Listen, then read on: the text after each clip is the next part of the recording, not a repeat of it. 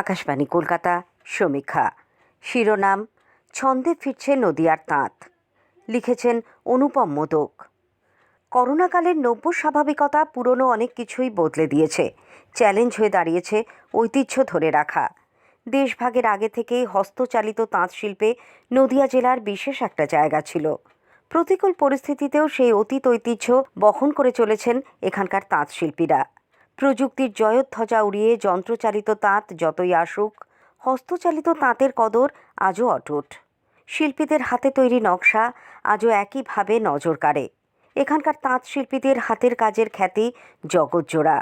শান্তিপুর ফুলিয়ার তাঁত শিল্পীদের নামডাক ছড়িয়ে আছে দেশ বিদেশে। অতীত ঐতিহ্যকে এখনও আগের মতোই ধরে রেখেছেন তারা। শান্তিপুর ফুলিয়ায় গেলে আজও কানে আসবে তাঁতের ঠকাঠক শব্দ। অতিমারির প্রকোপও তা বন্ধ করতে পারেনি। সরকারি তথ্য অনুযায়ী নদিয়া জেলায় হস্তচালিত তাঁত রয়েছে 1,90,000।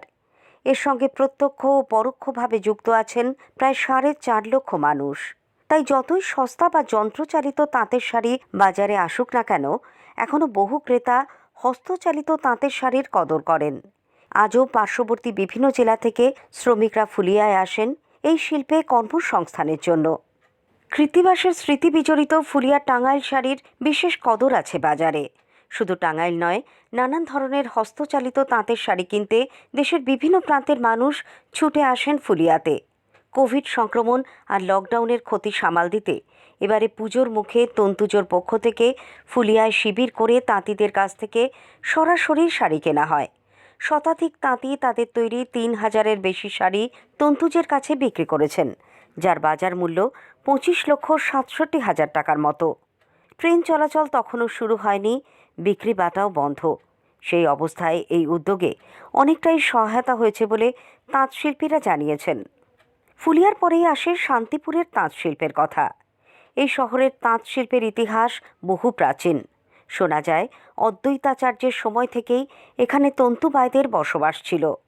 সুলতান আমলে শান্তিপুরের বয়ন শিল্পের সূচনা হয় বলে তথ্যাভিজ্ঞ মহলের ধারণা। এখানে গোড়ার দিকে মোটা সুতোর কাপড় তৈরি হতো। পরে লক্ষণশীলের রাজত্বকাল থেকে সূক্ষ্ম সুতোর কাপড় উৎপাদন শুরু হয় বলে তন্তুজীবীদের একাংশের ধারণা। শান্তিপুরে তাঁতে তৈরি ধুতি আজও নজর কাড়ে। নামী ফ্যাশন ডিজাইনারদের খুব পছন্দের সাজ এই ধুতি। এলাকায় রাজ্য সরকারের পক্ষ থেকে 7টি বৃহৎ ও 13টি ক্ষুদ্র ক্লাস্টার গড়ে তোলার কাজ হাতে নেওয়া হয়। কেন্দ্রীয় সরকারের তরফেও 2টি বৃহৎ ক্লাস্টার ওই এলাকায় কাজ করছে বলে শান্তিপুর হ্যান্ডলুম দপ্তর সূত্রে জানা গেছে। দেশভাগের পর ওপার বাংলার বহু মানুষ এই জেলায় ঠাঁই নিয়েছিলেন। রুটি রুজির জন্য তাদের অনেকেই বেছে নেন তাঁত বোনাকে। অল্প বিনিয়োগে সহজেই তাঁত বসিয়ে রোজগার শুরু করেন তারা। এই শিল্পের সঙ্গে প্রত্যক্ষভাবে ছোটোখাটো বহু কাজ জড়িয়ে থাকে। সুতো রং, চরকায় নলি পাকানো, ড্রামের কাজ, সুতোর নানান কাজ ইত্যাদি। তন্তুবায় পরিবারের মহিলারাও এইসব অনুসারেই কাজ করে থাকেন বাড়ির অন্যান্য কাজের ফাঁকে।